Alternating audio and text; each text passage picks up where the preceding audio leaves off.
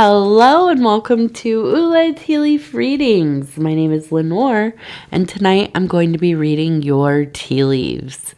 This is a horoscope for Aquarius. If Aquarius is your solar, lunar, ascendant/rising sign, then this is a message for you. All right, let's get started. So this is a bonus reading for Aquarius, and our card tonight is the Lovers from Tarot of the Abyss. And we have TT here purring away, blessing our reading, aren't you? Yes. Okay, let's take a look and see what these tea leaves have to say. Now, if you have not subscribed yet, please think about doing that. You can hit the little bell. It'll let you know when the next videos are coming out. It is free to subscribe.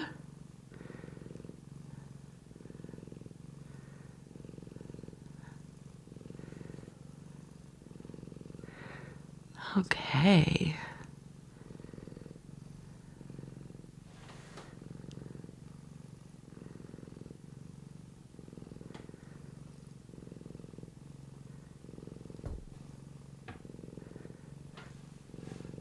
Now, the first thing I kind of noticed here was the 12 when I picked up the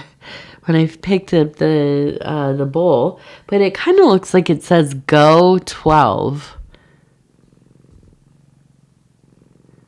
Or maybe I don't know, maybe it looks like go 12 for me for some reason. GO12. Now we also have a 2 up here.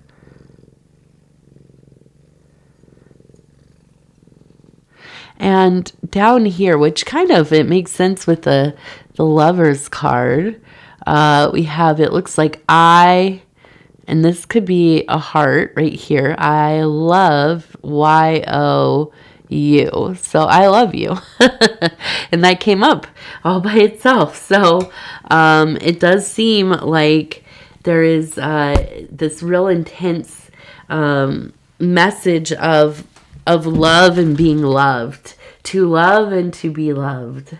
And now, as I'm saying that, and I'm looking, I just feel like these look like umbrellas, okay? So we also have a heart here, and we also have a little smiley face. And it feels to me like this is a relationship, this is a dynamic that hasn't always been easy. It's never going to be perfect, but it is yours, right? This person is your person. Now, it doesn't have to be romantic. It could be your child or parent or, a family member of some kind or like a dear friend. But I feel like this is somebody that you've weathered a lot of storms with. It's somebody that you have chosen to grow with throughout your stages of life. And I feel like there's just a sense of a bond that is so solid that it will be somebody that, or it is somebody that you already have probably lived many lives with. This is somebody that you incarnate with and kind of travel the cosmos in relation to one another. And, this life cycle is no different. There is just such a deep and profound sense of respect and adoration.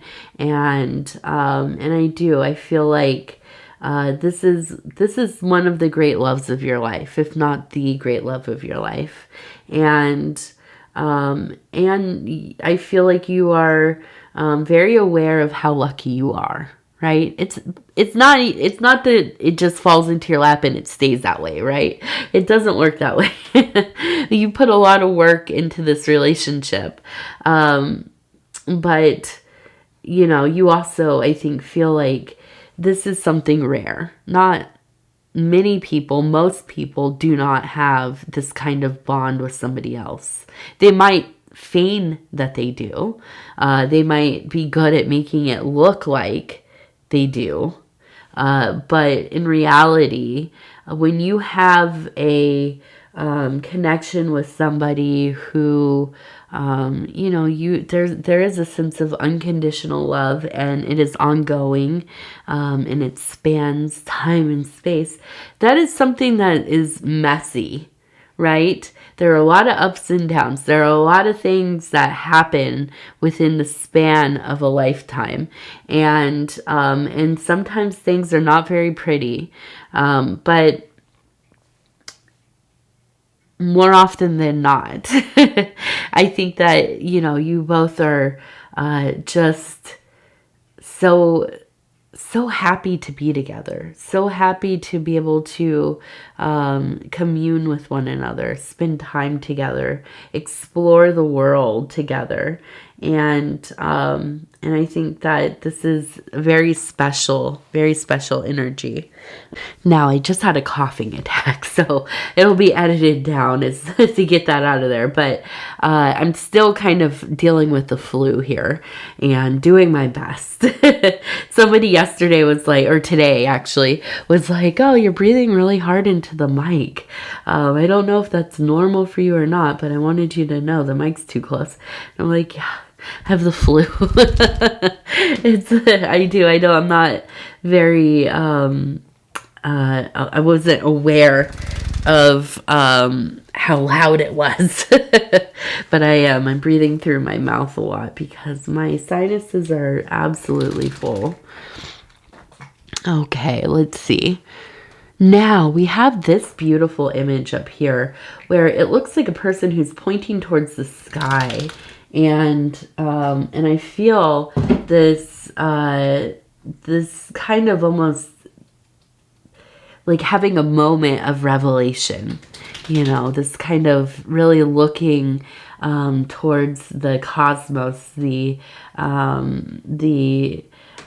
forever, the infinite, and witnessing something very profound. And now I think that this could be that you are looking inside of yourself. This could be that you're really looking out into the sky at night. The sky is such a beautiful reflection of ourselves. It is a beautiful place to go and gaze and contemplate, and I think it's important for us to be reminded that there is so much more than just this instant, or just the thing that is taking us off, or we're so stressed, or we're unhappy, or it's whatever's happening. Going out there and looking up at that night sky, and just taking it all in, realizing I might have some serious things going on. It might not be easy, but I also I'm a divine spark in this ocean of beautiful and almost incomprehensible things. I am a being of substance. I am a being of great worth, and that's easy to forget when we get into these, these kind of the tedium of the mundane world, and so I feel like this is a time where you are very, there's just so much love here. Love for self, love for partner, love for, the beloved relationships, the relationship we were just talking about. And I feel there is this great sense of just being in awe of kind of the gifts that you have been given. Okay, now I wanted to look at, we have here kind of this person, you can see the face here, and they have a walking stick. Okay, so I do feel like we have this energy of the hermit kind of coming through as well. And it's interesting because I have this feeling that sometimes when you have these immense moments of love and joy. TT, stop, please. Come or go. Go to bed or come back. You have these intense moments of love and connectedness and you know, joyousness. I feel like you have this kind of this instinct to kind of go off by yourself. I feel like, you know, a lot of times we think of like when you're really sad or unwell, that's when we want to kind of isolate ourselves. We want to go on this kind of out into the wilderness as the hermit. Well, I feel like you just when you are enjoying things, when you're feeling confident and powerful and beloved, there's this sense of like, okay, now I'm gonna go out and do my thing. I'm gonna go out here and explore. I'm gonna have some fun. I'm going to take in some, you know, really kind of enriching experiences. And as you can see, there is kind of this a little bit of a smile. I'm looking at it. I'm perceiving this as a smile right here.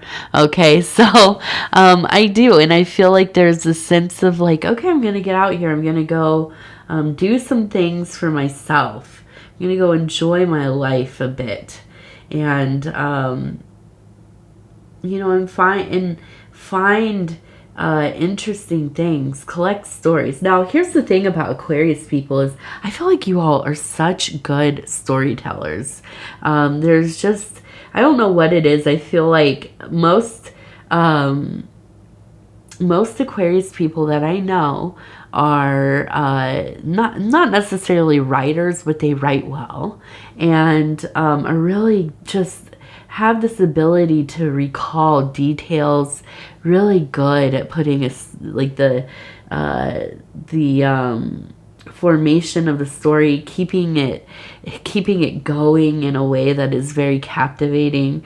And so I feel like you're kind of going out there, you're collecting more stories for yourself, and that is, you know, a beautiful thing. Nothing more important, in my opinion anyways. I'm somewhat of a I'm an absurdist and an escapist a little bit. I love dwelling in you know, in literature and movies and hearing somebody speak charismatically. I listen to a lot of like stand-up comedy because of this. I like to be transported, and so to me anyways, nothing more important than a good storyteller, somebody who can you know, share little beautiful fragments, or you know, it could be terrifying. You know, I like terrifying stories too, but you know, so whatever the span. And I think that you know that this is a time where you're feeling very aligned with being out there living, being out there exploring. Now we have this little bird here, and I can't miss it. It's a very cute one. Now I have been so excited because all of my grackles have showed back up, but also my robins. And they are one of my favorite birds. They are so interesting. I love how they hop around. So I feel like whenever I see them, there is a sense of the heart kind of being in this state of fullness. There's a little bit of joy in seeing these little guys kind of spring around. And so I feel like there's kind of this pep in your step. You're out there just taking it all in. And this really confirms it for me, seeing that little robin there. Definitely so many things to be happy about, so many things to be grateful for, and I feel like you're very much in that space. Okay, now let's take a look over here before my voice gives out. This is the last reading of the night, so I absolutely probably sound pretty worn down here, and I apologize, but you know, mentally I'm fully in it. Now we have, it looks like I heart M. So maybe this is an M person that we've been talking about. And it could be mom, it could be somebody with an M name, or some kind of descriptor that starts with an M. Now we also have an angel over here. Okay, and so I feel like this is a time of year. Now we're coming upon, we're in Ramadan right now, but we're also coming upon a lot of different celebrations, a lot of festivals, and Easter is coming up as well. We have the spring equinox happening here in a few days. And so I feel like this is a time that is fairly nostalgic for you. I feel like this is a time where there is a lot of intentional togetherness. I think that you'll probably be going to some kind of gathering, if not hosting it yourself this year. But I feel like, you know, there can be a little bit of sadness, where people have transitioned, right? The kind of heads of the family, or our elders, those who kept traditions going. And we can lament this to some degree when we get around these holidays and we think, well, you know, after grandma passed away, the family was never like really as together anymore. We stopped doing certain traditions, or, you know, whatever it is. So I feel like, you know, obviously this is valid feelings, but it's also a place where you can start to either, you know, take on those traditions yourself, or start making your own traditions, you know. I always feel like I celebrate as many holidays as I can, as many festivals and holidays, even if I am not necessarily, which I am not part of any religion or spiritual movement or a cult, you know, whatever system. I'm not really a belonger. I've never been a belonger. I always wished I could be. But I have that kind of oppositional spirit to me. So I've always kind of, you know, taken on the things that I find beautiful or moving.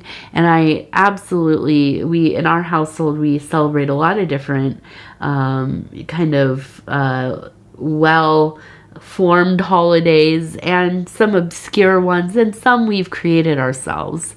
So I love these periods of time when there are big clusters of things to celebrate.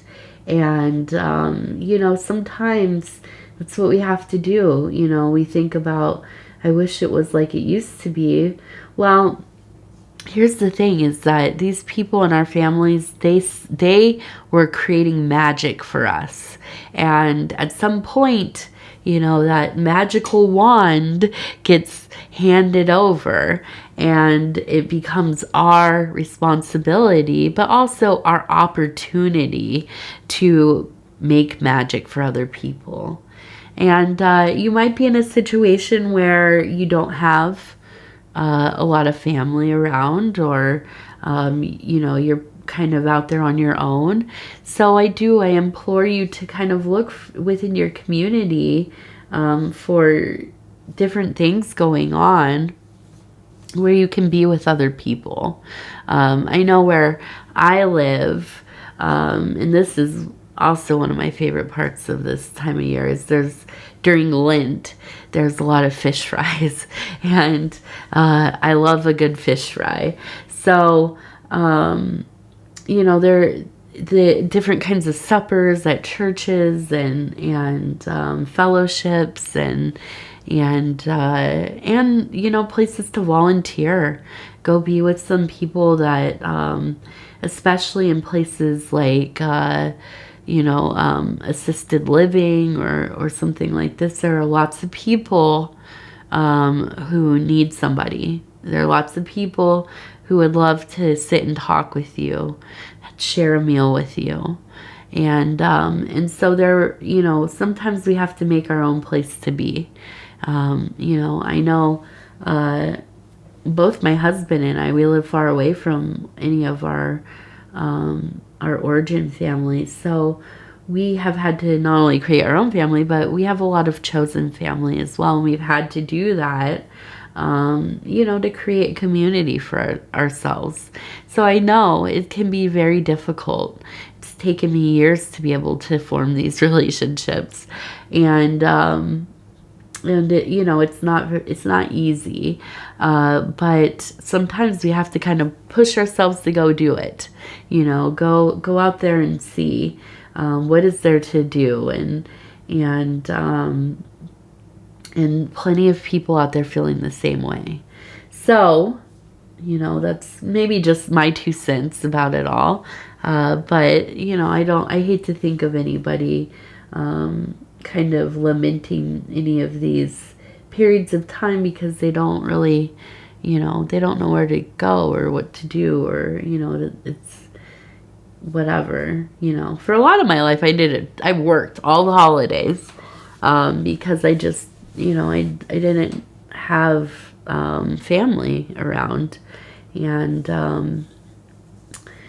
and I'm just thinking, I remember so many years just going to the deli and getting like one slice of turkey and like one potato, making my own little meal.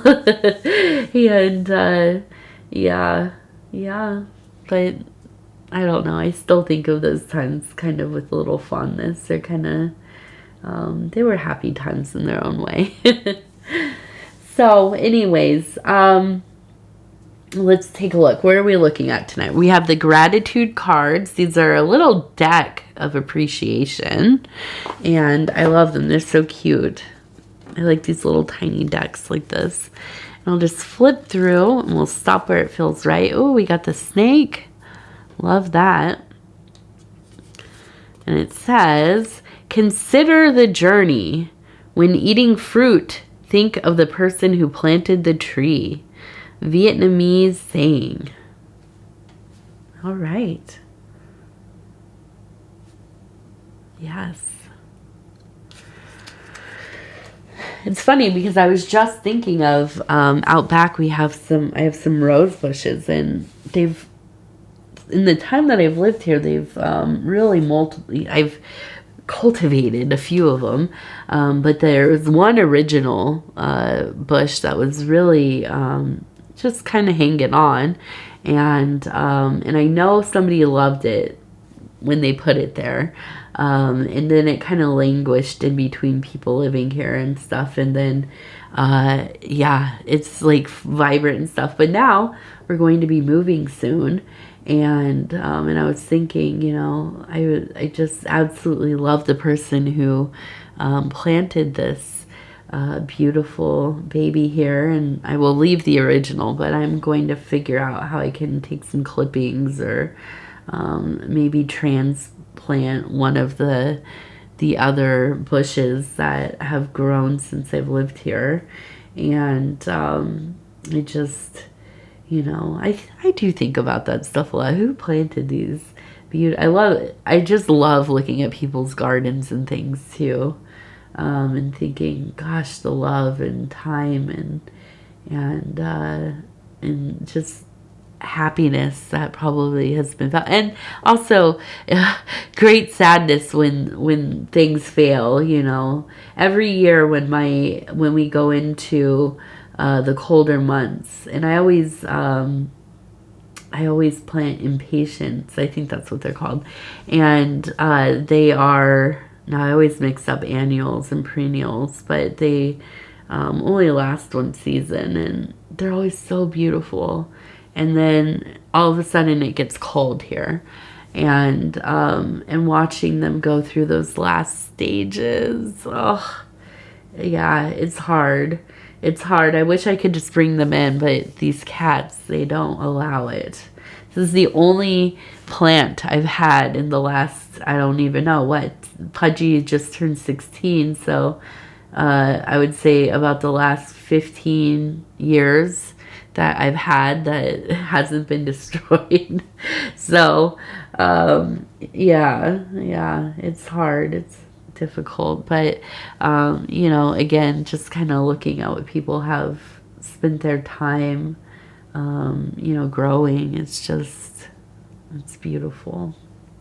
So, anyways, Aquarius, I want to tell you I love you because I do, and I want to thank you so much for spending this time with me. It's always such an honor to be able to bring these messages to you, and if you would be so kind as to like the video, it really does help the channel so much. And if you have not subscribed yet, please think about doing that. You can hit that little bell. It'll let you know when the next videos are coming out. It is free to subscribe, and if you would like to leave a comment, please do. I read them all. I absolutely look forward to them. So, once again, I love you. Take care of yourself. We'll talk in a few days. Good night.